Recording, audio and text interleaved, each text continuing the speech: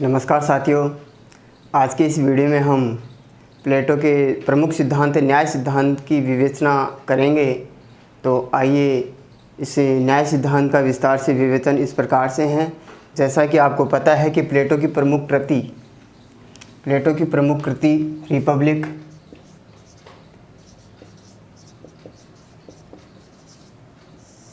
इस रिपब्लिक में इसका जो प्रमुख सिद्धांत न्याय सिद्धांत है उसका विवेचन किया गया है। न्याय सिद्धांत, इसका विवेचन उसकी प्रमुख कृति रिपब्लिक में किया गया है और इसी कारण से इस रिपब्लिक का उपशीर्षक भी न्याय ही रखा गया है। इसी कारण से रिपब्लिक का उपशीर्षक न्याय ही रखा गया है। और आपको पता है कि न्याय उपशीर्षक होने के कारण ही रिपब्लिक को दूसरा नाम दिया गया है न्याय मीमांसा। इसका दूसरा नाम न्याय मीमांसा दिया गया है। तो इसी कारण से इसका जो उपशीर्षक है वो न्याय को ही रखा गया है। और इस न्याय जो इसका जो प्रमुख सिद्धांत है, प्लेटो का जो प्रमुख सिद्धांत न्याय सिद्धांत है, इसका विवेचन इस प्रमुख कृति जो रिपब्लिक है उसी में किया गया। जो सबसे प्रमुख सिद्धांत है, सबसे प्रमुख सिद्धांत प्लेटो का जो है वो न्याय का सिद्धांत है, जिसका विवेचन रिपब्लिक में किया गया है। तो आइए दोस्तों हम इस न्याय सिद्धांत की विवेचना करते हैं। एबर्नस्टीन ने कहा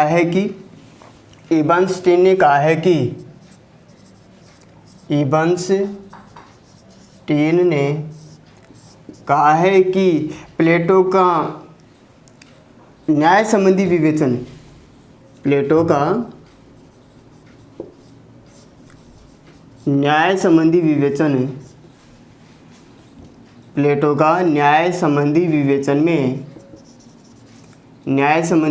विवेचन में उसके राजनीतिक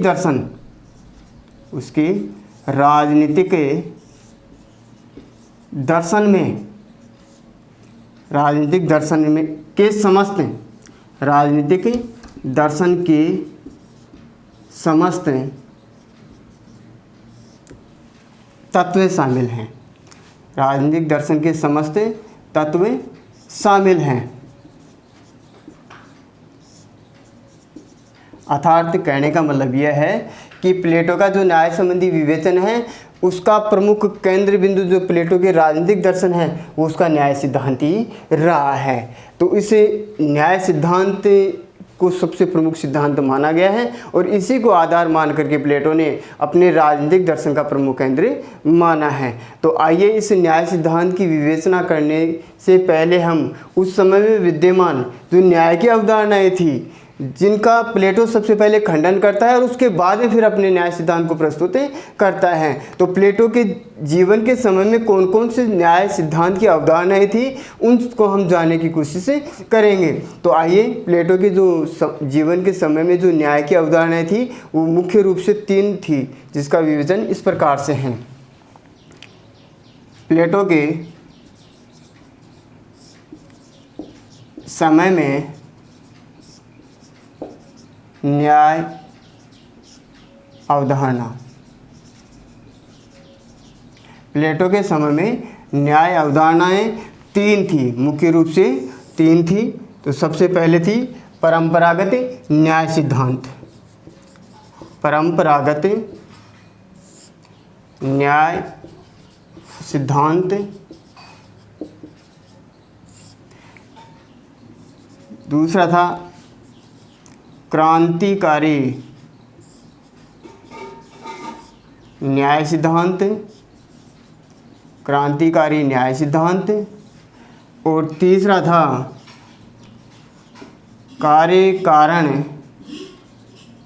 या व्यवहार का न्याय। ये जो 3 न्याय की अवधारणाएं थी ये प्लेटो के समय में स्थापित थी। अब प्लेटो क्या करता है, इससे पहले यानी कि अपने न्याय सिद्धांत की अवधारणा को प्रस्तुत करने से पहले इन तीनों प्रकार की जो न्याय की अवधारणाएं थी उन अवधारणाओं का क्या करता है, खंडन करता है। तो आइए दोस्तों हम इन तीनों सिद्धांतों का विस्तार से विवेचन करेंगे। ये तीन सिद्धांत किस प्रकार से थे, और इन तीनों सिद्धांतों के सबसे पहले हम परंपरागत न्याय सिद्धांत की अवधारणा का स्पष्ट करेंगे। तो आइए दोस्तों, परंपरागत न्याय सिद्धांत का प्रमुख समर्थक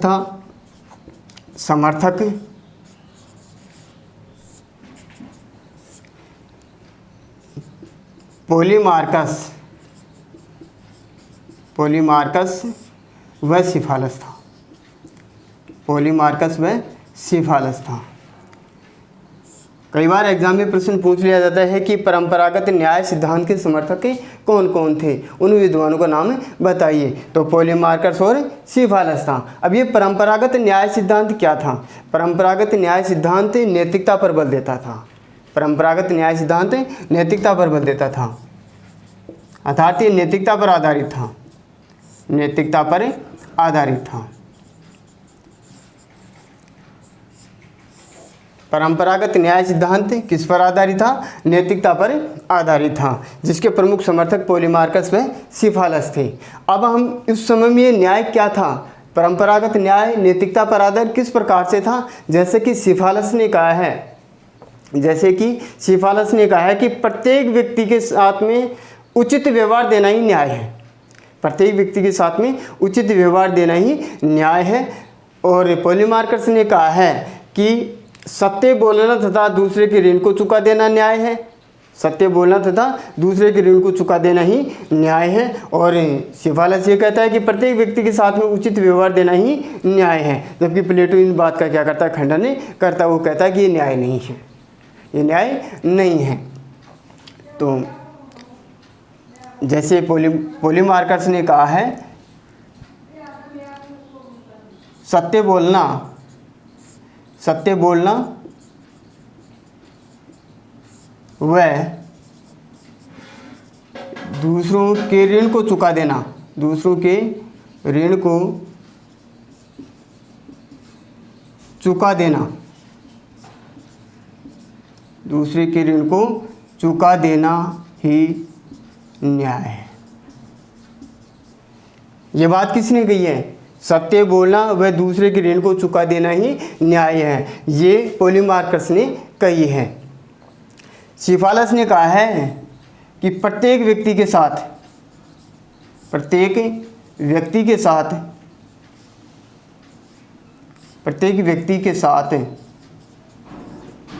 उचित व्यवहार देना ही न्याय है। ये उस समय में न्याय की अवधारणा थी। अर्थात ये परंपरागत न्याय की जो अवधारणा थी वो ये दोनों थी कि सत्य बोलना व दूसरे के ऋण को चुका देना ही न्याय है। और पॉलीमार्कस ने कहा है और सिफालस ने क्या कहा है कि प्रत्येक व्यक्ति के साथ उचित व्यवहार देना ही न्याय है। और प्लेटो इन दोनों बातों का क्या करता है, खंडन करता और कहता है कि ये न्याय नहीं है। क्यों नहीं है? क्योंकि कुछ परिस्थितियां ऐसी होती हैं जिसमें सत्य नहीं बोला जा सकता। इस पहली बात का खंडन करते हुए कहता है कि कुछ परिस्थितियां ऐसी होती हैं जिसमें सत्य नहीं बोला जा सकता। वो कहता है कि एक देश के सैनिकों के द्वारा अपने सैनिक रहस्यों की जानकारी दुश्मन देश हैं उसको देना न्याय नहीं है। कि वो परिस्थिति ऐसी होती है उसमें क्या नहीं बोला जा सकता, सत्य नहीं बोला जा सकता। अर्थात एक देश के सैनिकों के द्वारा अपने सैनिक रहस्यों की जानकारी दूसरे शत्रु देश को नहीं बताई जा सकती। इस बात के आधार पर वो क्या करता है, खंडन करता है कि बोले ये न्याय नहीं है। दूसरी बात के लिए कहता है कि प्रत्येक व्यक्ति के साथ में उचित व्यवहार देना ही न्याय है, उसका भी वो खंडन करता है। वो कहता है कि ये न्याय नहीं है, ये न्याय नहीं है। क्यों नहीं है? क्योंकि आज के इस व्यावहारिक जीवन में, प्लेटो के समय में उस समय में कह रहा था कि आज के इस व्यावहारिक जीवन में कि मित्र नाम का मित्र होता है, मित्र नाम का मित्र होता है, हो सकता है वो आपका दुश्मन हो। प्लेटो ने कहा है, अच्छा तर्क दिया है कि मित्र नाम का मित्र होता है, हो सकता है वो आपका दुश्मन हो। और दुश्मन नाम का दुश्मन होता है, हो सकता है वो आपका मित्र हो। वो कहता है कि मित्र नाम का मित्र होता है, हो सकता हो आपका क्या हो, दुश्मन हो, और दुश्मन नाम का दुश्मन होता है, हो सकता है वो आपका क्या हो, मित्र होता है। प्लेटो ये कहता है कि व्यवहारिक जीवन में अनेक बार ऐसा ही होता है। तो इस प्रकार से इस दोनों बातों का खंडन करते हुए प्लेटो क्या करता है, परंपरागत न्याय की अवधारणा को नकार देता है। तो प्यारे दोस्तों, आपको ये चीज़ समझ में आ गई होगी कि प्लेटो ने किस अच्छे तरीके से, प्लेटो ने अपने अच्छे तरीके से इस पोलीमार्कस और सिफालस की जो अवधारणा थी उसको क्या कर देता है, नकार देता है, अर्थात उसका खंडन कर देता है। तो ये प्यारे दोस्तों, ये बात आपको अच्छे से समझ में आ गई होगी। तो इसके आगे बढ़ने से, जैसे क्रांतिकारी जो सिद्धांत है उसकी हम अवधारणा को स्पष्ट करने से पहले मैं आपको ये कहना चाहूँगा कि आप इसका स्क्रीनशॉट ले लीजिएगा।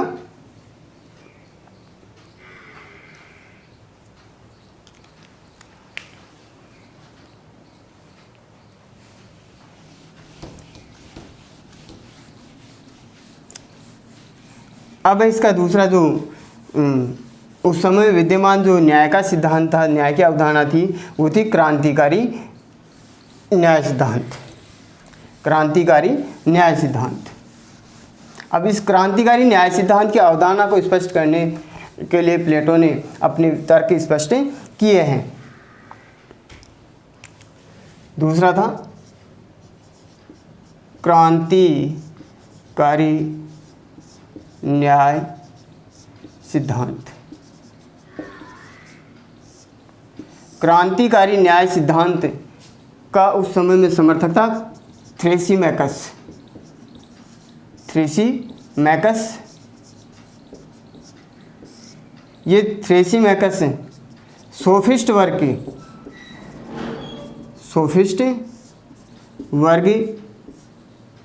के प्रतिनिधि थे। सोफिस्ट वर्ग के प्रतिनिधि थे। सोफिस्ट वर्ग के प्रतिनिधि थे। क्रांतिकारी न्याय सिद्धांत का समर्थक थ्रेसीमैकस, जो क्या थे, सोफिस्ट वर्ग के प्रतिनिधि थे। अब इस न्याय के आधार पे कहा जाता है कि बोले शक्तिशाली का हित साधन ही न्याय है। शक्तिशाली का हित साधन ही न्याय है। शक्तिशाली का हित साधन ही न्याय है। ये बात कौन कहते हैं? थ्रेसीमैकस कहते हैं। बोले कि शक्तिशाली का हित साधन ही न्याय है।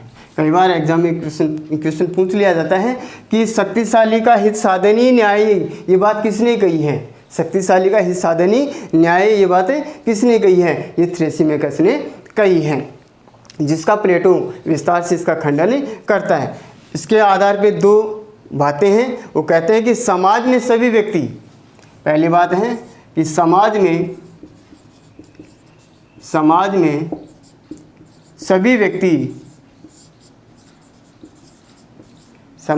सभी व्यक्ति अपने हितों को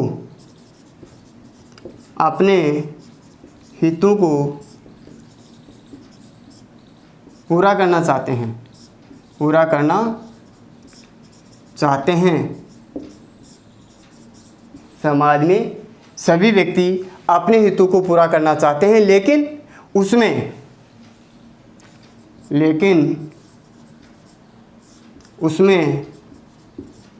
शक्तिशाली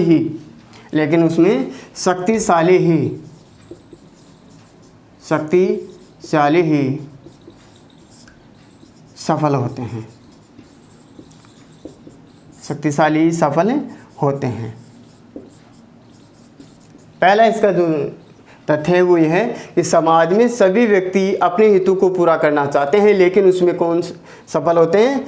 शक्तिशाली सफल होते हैं। और दूसरा तर्क है कि शासक अपने हितों की, दूसरा इसका तर्क है शासक अपने हितों की रक्षा करने के लिए शासन करता है, शासन करता है। क्रांतिकारी न्याय सिद्धांत के आधार पे 83 मेकस ने जो बातें बताई हैं वो इस प्रकार से हैं। बोले समाज में सभी व्यक्ति अपने हितों को पूरा करना चाहते हैं, लेकिन उसमें शक्तिशाली सफल होते हैं। दूसरी बात है कि शासक अपने हितों की रक्षा करने के लिए क्या करता है, शासन करता है। और प्लेटो इन दोनों बातों का खंडन करता है। प्लेटो इन दोनों बातों का क्या करता है, खंडन करता है और तर्क देता है, तर्क देता है। प्लेटो के द्वारा तर्क दिया गया कि शासन करना भी एक कला है, शासन करना भी एक कला है। प्लेटो कहता है कि शासन करना भी एक कला है और सभी कलाओं का लक्ष्य शासन में दोषों को दूर करना है। प्लेटो कहता है, अच्छी बात कहता है, वो अच्छा तर्क देता है। वो कहता है कि शासन करना भी एक कला है और सभी कलाओं का लक्ष्य शासन के दोषों को दूर करना है, न कि अपने स्वार्थों की पूर्ति करना, न कि अपने स्वार्थों की पूर्ति करना। अच्छा सा तर्क दिया है। प्लेटो ने कहा है कि शासन करना भी एक कला है। जो मैंने लास्ट वीडियो में पहले बताया था कि ये शासन संचालन का जो सिद्धांत था, विचार था, वो सुकरात से ग्रहण किया था और उसी आधार पर उन्होंने ये अपनी विचारधारा में भी इसको अपनाया और कहा है कि शासन करना भी एक कला है और सभी कलाओं का लक्ष्य शासन के दोषों को दूर करना होता है। सभी कलाओं का लक्ष्य शासन के दोषों को दूर करना होता है, न कि अपने स्वार्थों की पूर्ति करना। तो इसी प्रकार से ये न्याय नहीं है। आगे मित्रों ये बात अच्छे से समझ में आ गई होगी, जो कि बोले कि शासक अपने हितों की रक्षा करने के लिए क्या करता, शासन करता और कहता है कि समाज में सभी व्यक्ति अपने हितों को पूरा करने के लिए पूरा करना चाहता है, लेकिन उसमें शक्तिशाली सफल होते हैं। और ये शक्तिशाली किसको मानता है, शासक को मानता है। कौन, थ्रेसिमेकस। और ये थ्रेसिमेकस की इस दोनों बातों को क्या कर देता है, प्लेटो अपनी तर्क के माध्यम से उसको नकार देता है। जिसके लिए पहला तर्क दिया है, उसमें कहा है कि शासन करना एक कला है, शासन करना एक कला है और सभी कलाओं का लक्ष्य, सभी कलाओं का लक्ष्य शासन में जो कमियां हैं उनको दूर करना होता है, उनका निदान करना होता है, न कि अपने स्वार्थों की पूरा करना होता है, पूर्ति करना होता है। तो आइए दोस्तों, अब इसने जो दूसरा तर्क दिया है वो कहा है कि न्याय पर चलने वाला व्यक्ति, दूसरा तर्क दिया है कि न्याय पर चलने वाला व्यक्ति अन्याय की अपेक्षा, न्याय के मार्ग पर चलने वाला व्यक्ति अन्याय की अपेक्षा ज़्यादा सुखी होता है और उसी सुख का अनुभव करके व्यक्ति अपने आदर्श जीवन की प्राप्ति करता है। अच्छा तर्क दिया है। प्लेटो ने कहा है कि न्याय के मार्ग पर चलने वाला व्यक्ति अन्याय की अपेक्षा ज़्यादा सुखी होता है और उस सुख का अनुभव प्राप्त करके और आदर्श जीवन की प्राप्ति करता है। तो प्यारे मित्रों, प्लेटो के द्वारा ये क्रांतिकारी न्याय सिद्धांत थी, उस सिद्धांत का खंडन करता है और कहता है कि बोले न्याय नहीं है, ये क्या है, अन्याय है। क्योंकि शक्तिशाली व्यक्ति क्या कर सकता है, अन्यायी बन जाता है। शक्तिशाली व्यक्ति क्या करता है, दूसरे लोगों को नुकसान पहुंचाता है, क्योंकि वो अपने स्वार्थों की पूर्ति में ही लग जाता है। तो इसी आधार पे प्लेटो ने दो तर्क दिए हैं और वो दोनों तर्क आपको अच्छे से समझ में आ गया होगा।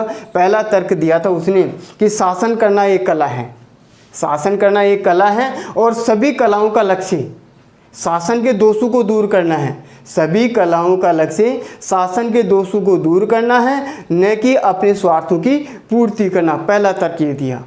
दूसरा तर्क दिया, बोले न्याय के मार्ग पर चलने वाला व्यक्ति अन्याय की अपेक्षा, न्याय के मार्ग पर चलने वाला व्यक्ति अन्याय की अपेक्षा सुखी होता है और उस सुख का अनुभव करके व्यक्ति आदर्श जीवन की प्राप्ति करता है।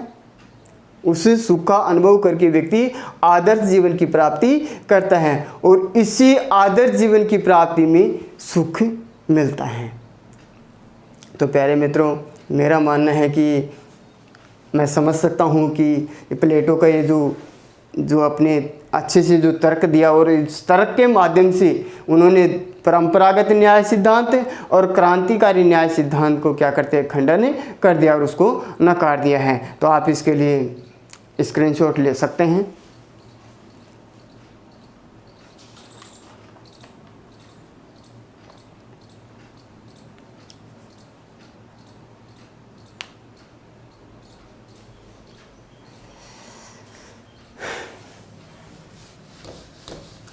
अब इसका जो उस समय विद्यमान जो तीसरा न्याय की अवधारणा थी वो थी कार्य कारण या व्यवहार का न्याय। कार्य कारण या व्यवहार का न्याय।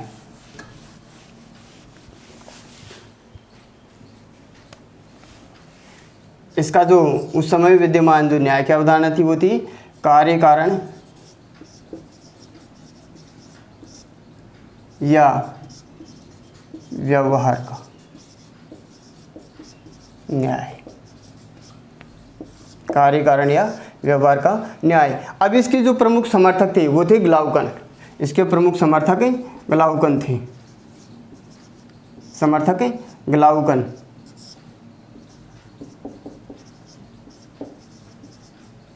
समर्थक ग्लाउकन थे। और ये किस पर आधारित है? भय की प्रवृत्ति पर आधारित है। ये भय की प्रवृत्ति पर आधारित है। भय की प्रवृत्ति पर आधारित है। भय की प्रवृत्ति पर आधारित है। भय की प्रवृत्ति पर आधारित है।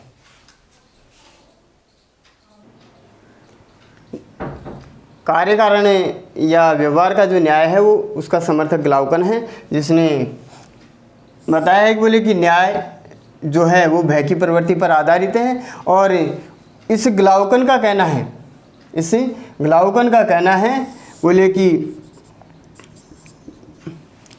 न्याय निर्बलों की आवश्यकता है। न्याय निर्बलों की आवश्यकता है। न्याय निर्बलों की आवश्यकता है, न कि शक्तिशाली का हित है। न कि शक्तिशाली का हित। न कि शक्तिशाली का हित। ये बात किसने कही है? ग्लाउकन ने कही है कि न्याय निर्बलों की आवश्यकता है, न कि शक्तिशाली का हित। इसका मतलब ये होता है कि न्याय की मांग कौन करते हैं? जो कमज़ोर होते हैं उसको न्याय की आवश्यकता होती है। शक्तिशाली व्यक्तियों को न्याय की आवश्यकता नहीं होती है। वो क्या कहते हैं कि न्याय निर्बलों की आवश्यकता, अर्थात कमज़ोर व्यक्ति होते हैं उसकी आवश्यकता होती है न्याय, वही न्याय की मांग करते हैं। तो इसी बात को ध्यान में रखते हुए ग्लाउकन के उसकी दो विशेषताएं हैं, कार्य कारण या व्यवहार के न्याय की दो विशेषताएं, जिसमें पहली विशेषता है कि राज्य पारस्परिक। पहली बात है कि राज्य पारस्परिक, राज्य पारस्परिक भय की प्रवृत्ति पर आधारित है। पारस्परिक भय की प्रवृत्ति पर, भय की प्रवृत्ति पर आधारित है। आधारित है न कि नैतिक सिद्धांतों पर। न कि नैतिक सिद्धांतों पर।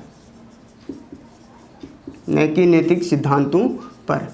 पहली बात तो यह है कि राज्य पारस्परिक भय की प्रवृत्ति पर आधारित है, न कि नैतिक सिद्धांतों पर। दूसरी जो बात है वो कहते हैं कि राज्य पारस्परिक की कृत्रिम संगठन है। राज्य पारस्परिक, राज्य पारस्परिक, राज्य पारस्परिक कृत्रिम संगठन है। पारस्परिक कृत्रिम संगठन है। कृत्रिम संगठन है, स्वाभाविक नहीं। स्वाभाविक नहीं। ये इसकी दो विशेषताएं थी। कार्य कारण या व्यवहार के न्याय के सिद्धांत की दो विशेषताएं, जिसमें राज्य को पारस्परिक भय की प्रवृत्ति पर आधारित माना है, नैतिक सिद्धांतों पर आधारित नहीं माना है। दूसरा था राज्य पारस्परिक कृत्रिम संगठन है। राज्य क्या है?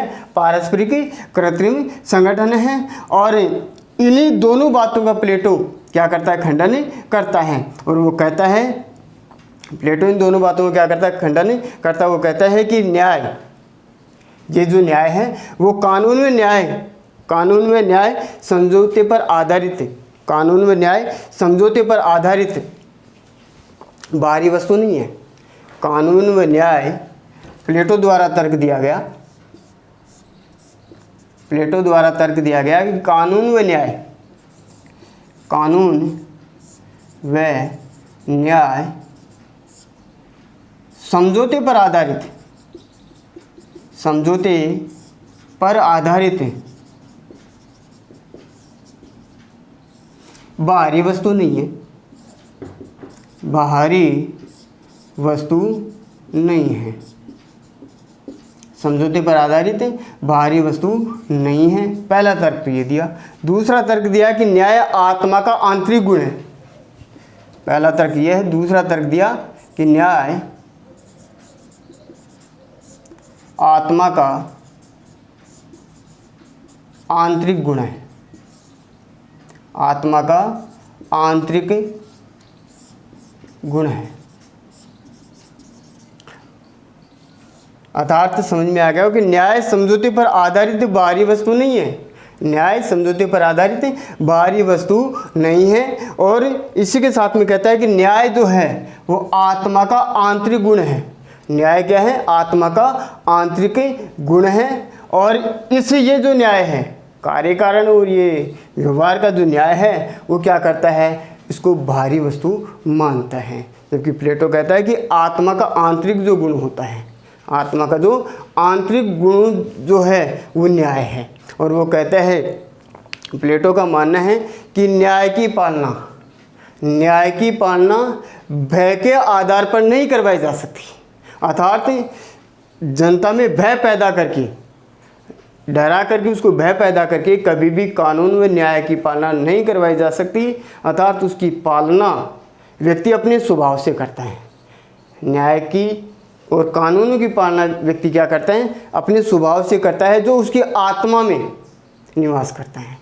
आत्मिक स्वभाव के कारण व्यक्ति क्या करता है? न्याय की पालना करता है। ये बात कौन कहता है? प्लेटो कहता है। और इस बात को क्या कर देता है? नकार देता है। अर्थात प्यारे मित्रों, ये बात अच्छे से समझ में आ गई होगी कि जो ग्लाउकन के द्वारा कार्य कारण का न्याय सिद्धांत या व्यवहार का जो न्याय का सिद्धांत है वो भय की प्रवृत्ति पर आधारित है मानता है, लेकिन प्लेटो इसको क्या कर देता है? नकार देता। वो कहता है कि न्याय भय की प्रवृत्ति पर आधारित नहीं है।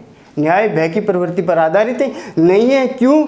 क्योंकि न्याय, भय जो है वो बाहरी वस्तु है। न्याय की पालना तथा कानूनों की पालना भय के आधार पर नहीं करवाया जा सकता।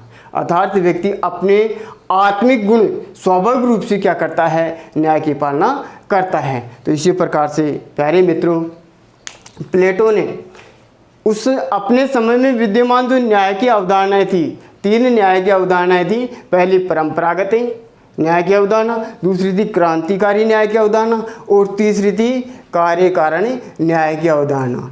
इन तीनों न्याय की अवधारणाओं को प्लेटो बाहरी वस्तु मान करके उसको क्या कर देता है? नकार देता है, अर्थात उसका खंडन कर देता है। और उसके बाद में प्लेटो क्या करता है? अपने न्याय की अवधारणा को प्रस्तुत करता है। तो प्यारे मित्रों, मैं आशा करता हूँ कि ये बात आपको अच्छे से समझ में आ गई होगी। अर्थात प्लेटो के समय में विद्यमान जो न्याय की अवधारणाएँ थी वो आपको अच्छे से समझ में आ गई होगी। तो इसका आप स्क्रीनशॉट ले सकते हैं।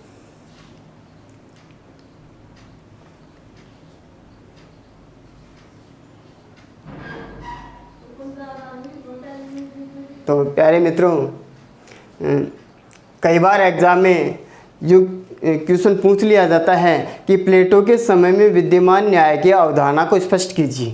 प्लेटो के समय में विद्यमान न्याय की अवधारणा को स्पष्ट कीजिए। तो हमें ये पता होना चाहिए कि प्लेटो के समय में न्याय की अवधारणाएं कौन कौन सी थी। कई बार हम ये गलती कर बैठते हैं कि ये क्वेश्चन पूछते हैं और प्लेटो वाले न्याय के सिद्धांत का हम विवेचन कर देते हैं, जबकि ये सही नहीं है। अर्थात उस समय में विद्यमान की जो न्याय की अवधारणाएं थी वो आज अच्छे से आपको समझ में आ गई होगी, जो मैंने आपको बताया इस वीडियो के माध्यम से। जो परंपरागत न्याय का सिद्धांत है, जिसके प्रमुख समर्थक हैं पॉलीमार्कस और सिफालस, जो दोनों पिता पुत्र हैं। और दूसरा जो न्याय की अवधारणा थी वो थी क्रांतिकारी न्याय की अवधारणा। और ये क्रांतिकारी न्याय की अवधारणा जो थी, इसका प्रमुख समर्थक था थ्रेसिमेकस। और तीसरा जो न्याय की अवधारणा थी वो थी कार्य कारण या व्यवहार के न्याय, इसका प्रमुख समर्थक था ग्लाउकन। तो प्यारे मित्रों, आपको ये अच्छे से समझ में आ गया होगा। अर्थात आज की इस वीडियो के माध्यम से आपको ये चीज़ जानकारी उपलब्ध हो गई है, ये मेरा मानना है। तो प्यारे मित्रों, मिलते हैं हम नेक्स्ट वीडियो के साथ। जो प्लेटो ने अपना जो न्याय का प्रमुख सिद्धांत, जो अपना न्याय का सिद्धांत दिया था, उस नेक्स्ट वीडियो के साथ में हम मिलते हैं। और मैं यही कहना चाहूँगा कि आप इस वीडियो को ज़्यादा से ज़्यादा शेयर और लाइक करें तथा कमेंट बॉक्स में कमेंट अवश्य करें, ताकि आपका मोटिवेशन मुझे मिलता रहे और मैं आपके लिए अच्छे से अच्छा वीडियो सामने लेकर के आ जाऊँ। तो धन्यवाद मित्रों, इसी के साथ थैंक यू।